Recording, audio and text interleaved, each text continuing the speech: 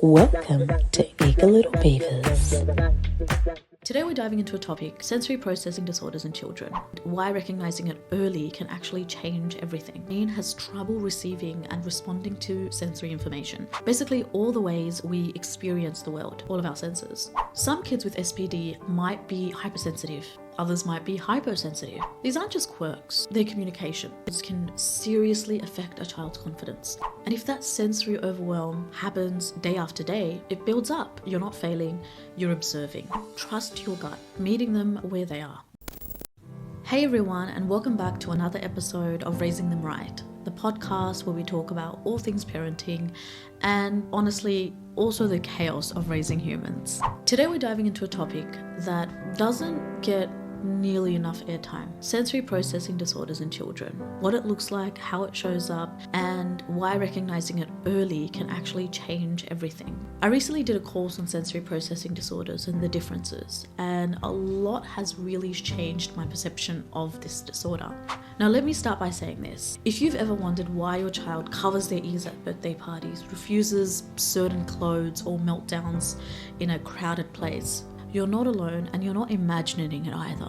Let's start off with the definition of sensory processing disorders. What really is it? You see, the term SPD, and talking more about what it actually is so much more than the actual term of how to process sensory things.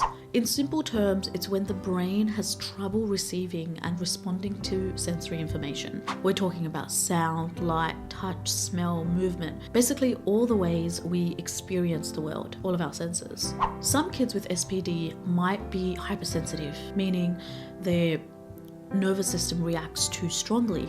For example, a shirt tag feeling like sandpaper, or the hum of a fridge being unbearable. Others might be hyposensitive. They might not register pain easily. They might seek out constant motion or seem disconnected from what's going on around them. And some bounce between the two, depending on the environment. Here are some real life signs to look for. Let's really talk about how this looks like in our actual life.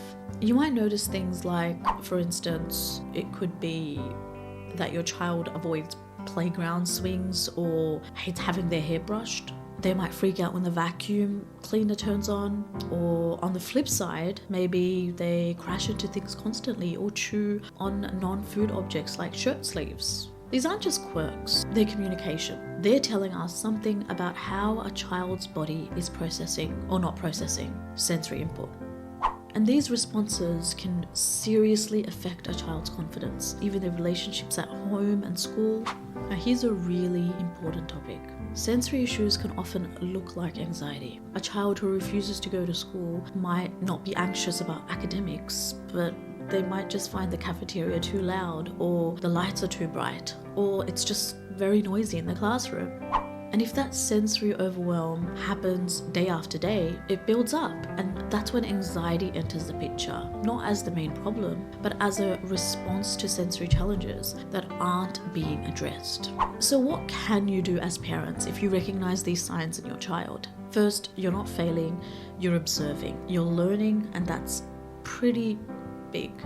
Second, reach out to an occupational therapist, especially one trained in sensory integration. They can help assess your child and create strategies to regulate their sensory systems. That might even include building a daily sensory diet.